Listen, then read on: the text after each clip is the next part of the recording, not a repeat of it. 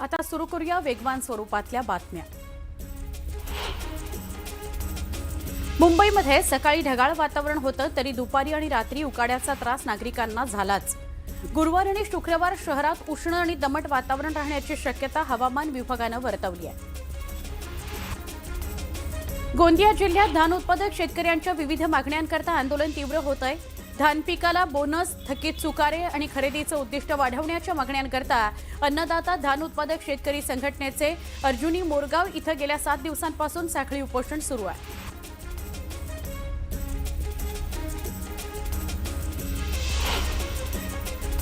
सांगली जिल्ह्यातील जत तालुक्यामध्ये अंगावर वीज पडून एकाचा मृत्यू झाला, 2 जण गंभीर जखमी झाले। कंठी ते वाशन रस्त्यावर मंगळवारी संध्याकाळी ही दुर्घटना घडली। अय्याज फिरोज मुजावर या 24 वर्षाच्या तरुणाचा जागीच मृत्यू झाला, 2 जण जखमी झाले। राज्यात जमिनीच्या बिगर शेती वापराकरता आवश्यक असलेल्या अकृषिक म्हणजेच रूपांतरण प्रक्रिया अधिक सुलभ आणि पारदर्शक बनवण्याच्या दृष्टीने महत्त्वाचं पाऊल उचलण्यात आलंय। इमारत परवानगी व्यवस्थापन प्रणाली म्हणजेच बीपीएमएस या ऑनलाईन प्रणालीमध्ये अकृषिक रूपांतरण अधिमूल्य भरण्याची सुविधा उपलब्ध करून देण्यात आलेली आहे।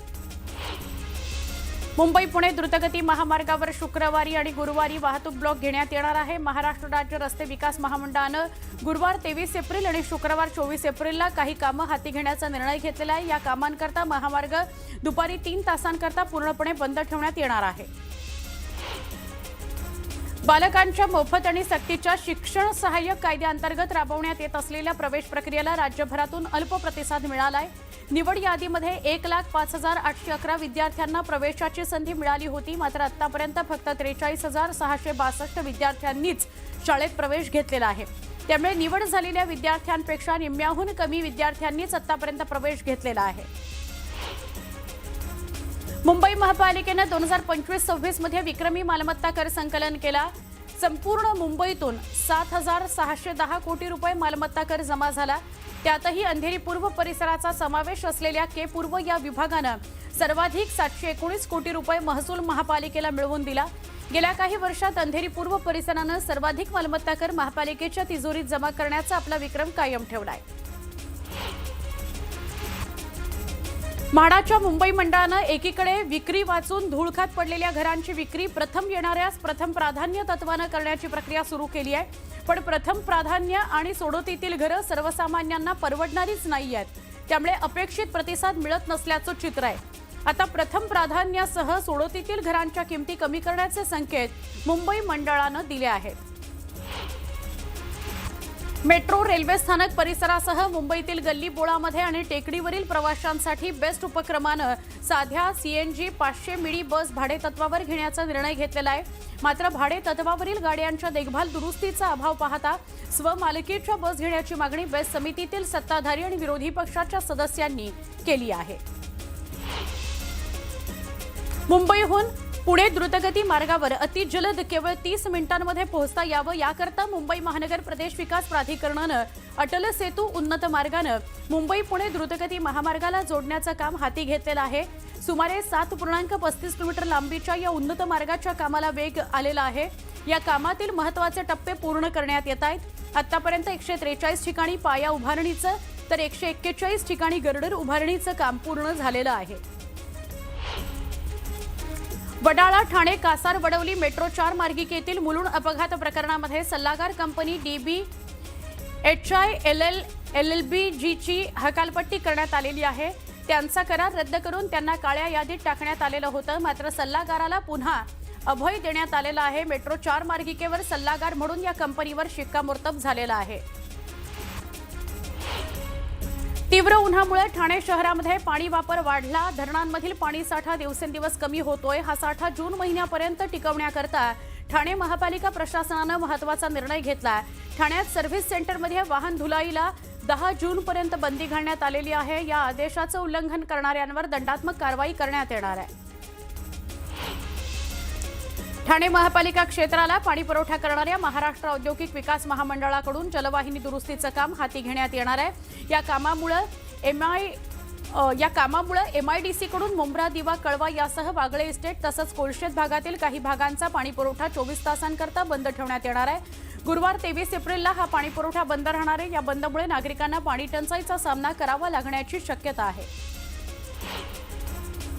मुद्रा कर्जाच्या थकबाकीचा आकडा दरवर्षी वाढत असल्याचं दिसून येत आहे। यावर्षी मार्च अखेरीस मुद्रा कर्जाची थकबाकी 6,736 कोटी 56 लाख रुपयांवर गेली असल्याची आकडेवारी राज्यस्तरीय बँकर्स समितीसमोर ठेवण्यात आली आहे। गेल्या वर्षीच्या तुलनेमध्ये यावर्षी थकीत रकमेमध्ये 1120 कोटी रुपयांची भर पडली आहे। म्हाडाच्या मुंबई मंडळाच्या 2,640 घरांच्या लॉटरीसाठी 29,684 अर्ज आलेले आहेत। यापैकी 16,944 अर्जदारांनी अनामत रक्कम भरलेली आहे। लॉटरीकरता अर्ज करण्यासाठी 29 एप्रिल शेवटची तारीख आहे। राज्यात शुक्रवारपर्यंत वादळी वारं, गारपीट आणि पावसाची शक्यता हवामान विभागानं वर्तवली आहे। मध्य महाराष्ट्र, विदर्भ, मराठवाडा आणि कोकण विभागात पावसाची शक्यता वर्तवण्यात आली आहे। विजांच्या कडकडाटासह पाऊस पडण्याचा अंदाज वर्तवण्यात आला आहे। डबल डेकर 150 बसचा पुरवठा 2 वर्षांपासून रखडलाय। वारंवार नोटिसा देऊन सुद्धा पेच सुटत नसल्यानं एका महिन्यामध्ये प्रतिसाद न दिल्यास कंत्राट रद्द करण्याचा इशारा बेस्ट प्रशासनानं दिला आहे। 2.5 वर्षांपूर्वी 200 डबल डेकर बसेसची ऑर्डर देण्यात आली होती। यापैकी फक्त 50 बस बेस्टला मिळाल्या आहेत। महत्त्वाची आणि मोठी बातमी भोंदू अशोक खरात संदर्भातली। या प्रकरणामध्ये त्याची पत्नी कल्पना खरात हिच्या अटकपूर्व जामीन अर्जावर राहता न्यायालयामध्ये आज सुनावणी होतीये। शिर्डीतील शेतकऱ्याची फसवणूक आणि सावकारी प्रकरणात दाखल गुन्ह्यात कल्पना खरात आरोपी आहे। ती 1 एप्रिलपासून फरार आहे। यापूर्वी 10 आणि 16 एप्रिलच्या सुनावण्यांमध्ये निर्णय होऊ शकला नव्हता। आज वकील आणि सरकारी पक्षाच्या युक्तिवादानंतर न्यायालय काय निर्णय देतं हे बघणं महत्त्वाचं ठरणार आहे। आमचे प्रतिनिधी हरीश दिमोटे यांना विचारूया। हरीश, जेव्हापासून गुन्हा दाखल झालाय कल्पना खरात फरार आहे आणि आता तिच्या जामीन अर्जावर आज सुनावणी होतीये, काय सांगाल?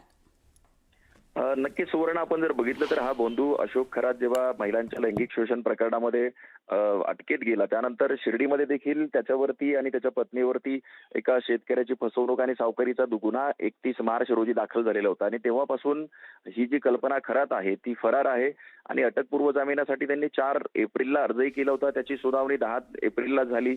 मात्र कल्पना खरातचे वकील त्यावेळी उपस्थित राहिले नाही। नंतर 16 तारखेला देखील सुनावणी झाली, त्यामध्ये फिर्यादीच्या वकिलांनी वेळ मागून घेतला। त्यामुळे आज आता ही या प्रकरणाची सुनावणी होते। मग तिला अटकपूर्व जामीन आज मिळतो का हे पाहणं महत्त्वाचं ठरणार आहे।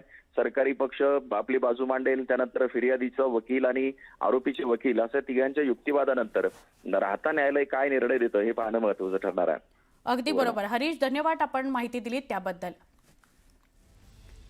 आता अमरावतीतलं परतवाड्याचं लैंगिक शोषण प्रकरण, मुलींचे व्हिडिओ व्हायरल प्रकरणामध्ये पोलिसांकडून कसून चौकशी केली जाते आहे। अयान अहमदसह 4 आरोपींची 7 दिवसांची पोलीस कोठडी मिळालेली आहे। 27 एप्रिलपर्यंत सगळे आरोपी हे पोलीस कोठडीत राहणार आहेत। त्यामुळे पोलिसांना त्यांच्याकडून अधिक माहिती घेता येणार आहे, त्यांची चौकशी करता येणार आहे। अयाननं रील बनवण्याकरता वापरलेली थार गाडी, नोटांचं बंडल, त्याच्या समोर असलेले आयफोन्स, रिव्हॉल्वर या सगळ्याची चौकशी करणं गरजेचं आहे असं पोलिसांचं मत आहे। मुलींचे फोटो आणि व्हिडिओ व्हायरल करून त्यातून आरोपींनी पैसा कमवला का याचा सुद्धा तपास पोलिसांना करायचा आहे।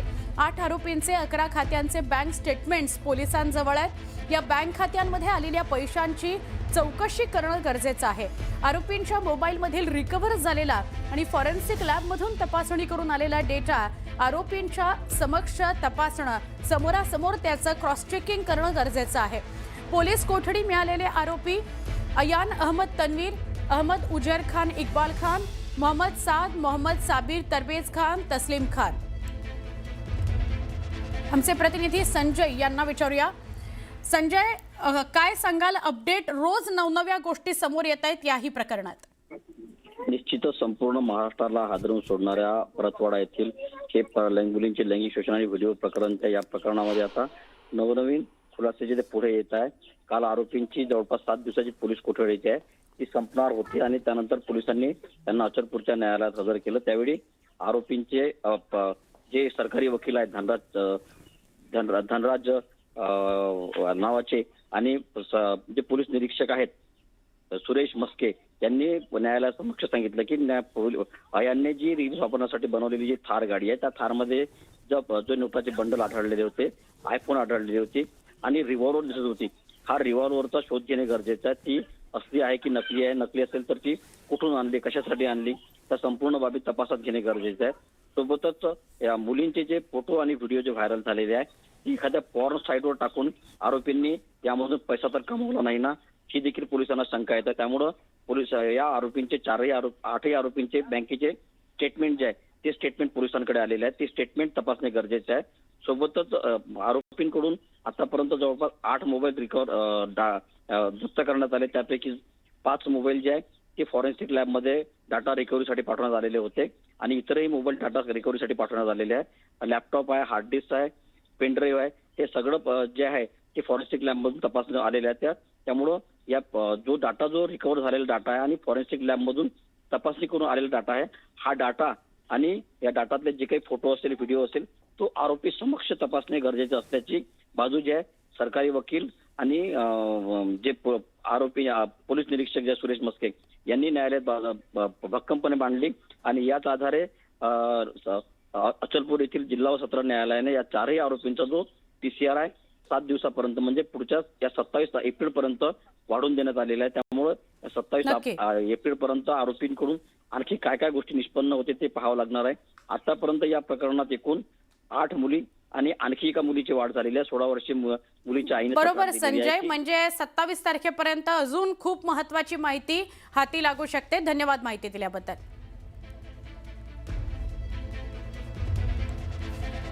आता खरात प्रकरण बघूया. SIT चौकशी वेळी भोंदू खरातची प्रकृती बिघडली. खरातसाठी तातडीनं कार्डियाक अँब्युलन्स मागवण्यात आली. खरातला डोकेदुखी, मळमळ होणे अशा प्रकारची तक्रार होती. त्याच्या छातीतही दुखत होतं. त्यामुळे काही काळ खरातला ऑक्सिजन लावावा लागला. आमचे प्रतिनिधी लक्ष्मण घाटोळ यांना विचारूया. लक्ष्मण, काय अपडेट? सुवर्ण, अशोक खरात सध्या SITच्या ताब्यामध्ये आहे आणि अशोक खरातची चौकशी जी आहे ती SIT कडनं केली जाते. मात्र या चौकशी दरम्यान अशोक खरात याची प्रकृती बिघडल्याची माहिती समोर आलेली आहे. अशोक खरातला अचानक डोकेदुखी, मळमळ आणि उलटीचा त्रास होऊ लागला आणि त्यानंतर त्या ठिकाणी कार्डियाक अँब्युलन्स बोलवून त्याची तपासणी करण्यात आली. त्यावेळेला त्याला इमर्जन्सी ऑक्सिजन देखील लावण्यात आल्याची माहिती जी आहे ती समोर येते. मात्र या सगळ्या प्रकारानंतर आता त्याची प्रकृती बिघडल्यानंतर आता त्याच्या वकिलांनी देखील त्याला न्यूरोसर्जनकडे तपासणीसाठी पाठवावं अशा प्रकारचा एक विनंती अर्ज जो आहे तो SIT कडे केलेला आहे. कारण त्याचा एका खांद्याचं अर्थात एका बाजूच्या हाताचं ऑपरेशन झालेलं आहे आणि त्याला न्यूरोची तपासणी करावी अशा स्वरूपाचा अर्ज यापूर्वी देखील देण्यात आलेला होता. आता पुन्हा एकदा त्याच्या वकिलांनी अशा स्वरूपाचा अर्ज SIT कडे दिलेला आहे. त्यामुळे अशोक खरात सध्या पोलीस कोठडीत असला तरी त्याला रुग्णालयात दाखल केलं जातं का किंवा त्याला उपचारासाठी शासकीय रुग्णालयात हलवलं जातं का हे बघणं महत्वाचं असणार आहे. नक्की लक्ष्मण, धन्यवाद माहिती दिली त्याबद्दल. आता बातमी छत्तीस जिल्ह्यांची. बारामतीतील सांगता सभेमध्ये अजितदादांच्या विमान अपघाताबाबत तुमच्यासारखी माझ्याही मनात शंका आहे असं उपमुख्यमंत्री सुनेत्रा पवार म्हणाल्या. दादांच्या अपघाताचं सत्य काय आहे हे बाहेर आलं पाहिजे. सत्य बाहेर येईपर्यंत मी स्वस्थ बसणार नाही अशी ग्वाही दिली मुख्यमंत्री देवेंद्र फडणवीस यांनी. बारामतीच्या विकासामध्ये आपण सगळे एकत्र राहू हा शब्द असल्याचं सुप्रिया सुळे म्हणाल्या. सुनेत्रा पवारांच्या प्रचाराकरता सुप्रिया सुळे महायुतीच्या मंचावर दिसल्या. यावेळी त्यांनी दादांच्या आठवणींना उजाळा दिला. त्या भावूक झाल्या. दादांची सगळी स्वप्न पूर्ण करण्यास मदत करू. मवियाचा प्रत्येक कार्यकर्ता सुनेत्राताईंसोबत उभा आहे असं आश्वासन त्यांनी यावेळी दिलं. बारामती पोटनिवडणुकीच्या प्रचाराची सांगता सभा पार पडली. यावेळी जयद पवार दादांच्या आठवणीनं भावूक झाले. दादांप्रमाणे वहिनींना साथ द्या असं म्हणत जय पवार भावूक झाल्याचं बघायला मिळालं. विरोधक हे सिरियल लायर असल्याचं मुख्यमंत्र्यांनी म्हटलं आणि विरोधकांवर हल्ला चढवला. झूठ की उमर बडी नहीं होती, सच कभी समाप्त नहीं होता म्हणत महिला आरक्षण विधेयकावरून मुख्यमंत्र्यांनी विरोधकांवर हल्लाबोल केला. उद्धव ठाकरेंनी मुख्यमंत्र्यांवर निशाणा साधला. मुख्यमंत्री म्हणतात विरोधकांचे बुरखे फाडू. आम्ही हिंदू आहोत, तुम्ही काय आमचे बुरखे फाडणार. राम मंदिर संसद भवन उद्घाटन सोहळ्याला राष्ट्रपतींना का बोलावलं नाही ते आधी सांगा असं म्हणत उद्धव ठाकरेंनी फडणवीसांवर हल्लाबोल केला.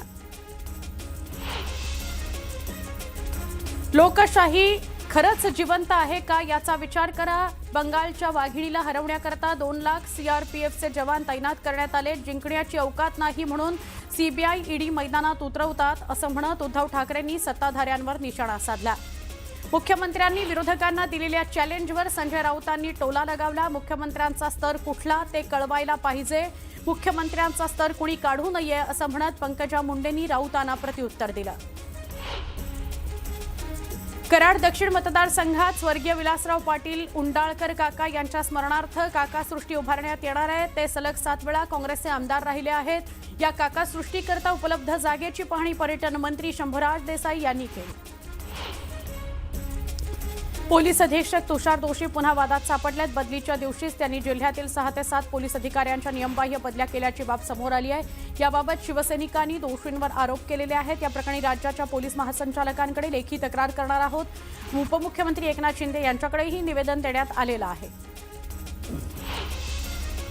अमरावतीच्या परतवाडा मुलींचं लैंगिक शोषण आणि व्हिडिओ व्हायरल प्रकरणामध्ये आरोपींना पोलीस कोठडी सुनावण्यात आली आहे. या प्रकरणातील मुख्य आरोपी अयानसह इतर 4 आरोपींना 7 दिवसांची पोलीस कोठडी सुनावण्यात आलेली आहे. नाशिकच्या टीसीएस कंपनीतील पीडितेचा धक्कादायक जबाब समोर आला. गुढीपाडव्याला आसिफ अन्सारीनं साडीचा पदर ओढला तर शरीरयष्टीवरूनही खालच्या पातळीवर भाष्य केलं होतं अशी संतापजनक माहिती पीडितेच्या जबाबातून समोर आली आहे.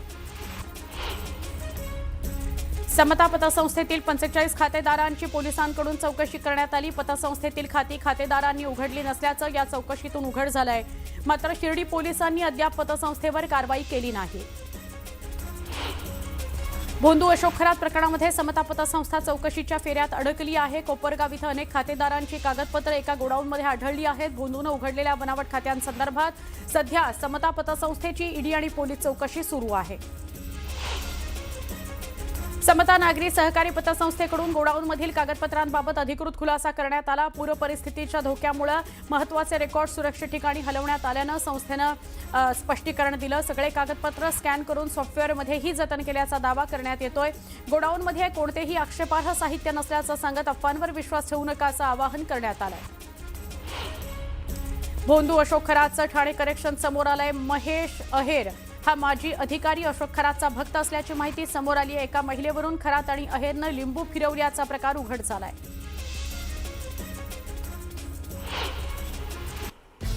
नाशिकच्या धर्मांतर प्रकरणातली एक अत्यंत महत्त्वाची बातमी. टीसीएस कंपनीतील धर्मांतर आणि लैंगिक शोषण प्रकरणात एसआयटीनं हेल्पलाईन नंबर जारी केलेला आहे. या हेल्पलाईन नंबरवर 20हून अधिक तक्रारी आतापर्यंत प्राप्त झालेल्या आहेत. अनेक तक्रारी धार्मिक भावना दुखावल्या संदर्भातल्या आहेत. तक्रारी प्राप्त होत असल्या तरी पुढे येऊन गुन्हा दाखल करायला मात्र कुणी तयार नाहीये. कारवाई करण्यात त्यामुळे अडचणी येत आहेत. हेल्पलाईन क्रमांक जो दिलेला आहे त्यावर तक्रारी तर येत आहेत पण गुन्हे दाखल करायला कुणी पुढे येत नाहीये. 20हून अधिक तक्रारी या सगळ्या प्रकरणामध्ये आलेल्या आहेत. जसं आपल्या सगळ्यांना माहिती असेल एसआयटीनं खरात प्रकरणामध्ये सुद्धा हेल्पलाईन जारी केलेली होती. तिथे 100हून अधिक तक्रारी आल्या महिलांच्या पण गुन्हा कोणी दाखल केलेला नव्हता. तसंच या प्रकरणामध्ये नाशिक धर्मांतर प्रकरणात 20हून अधिक तक्रारी हेल्पलाईनवर आलेल्या आहेत पण गुन्हा दाखल झालेला नाही.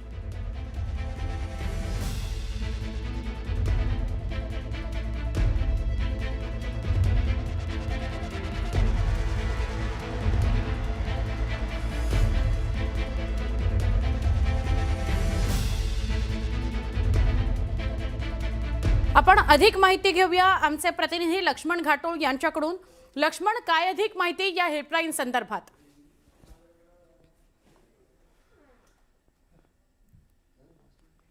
लक्ष्मण, आवाज येतोय तुम्हाला?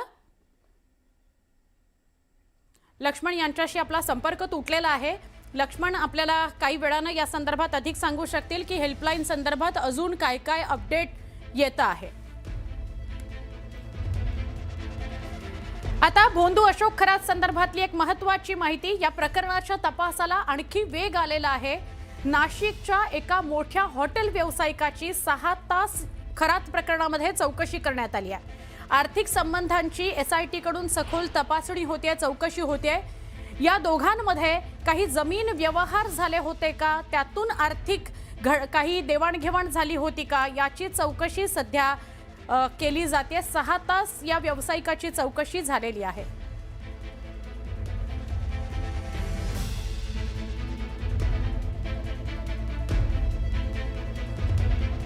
या प्रकरणामध्ये पुन्हा त्या व्यावसायिकाची चौकशी होऊ शकते. या दोघांमध्ये जमीन व्यवहार झाले होते ते कशासाठी, आर्थिक व्यवहार त्या अनुषंगाने काही झाले का, गैरप्रकार यात काही घडलेले आहेत का, हे सगळं तपासलं जात आहे आणि याकरता या व्यावसायिकाची 6 तास चौकशी झालेली आहे. हा हॉटेल व्यावसायिक आहे. पुन्हा एकदा वेगवान स्वरूपातल्या बातम्या.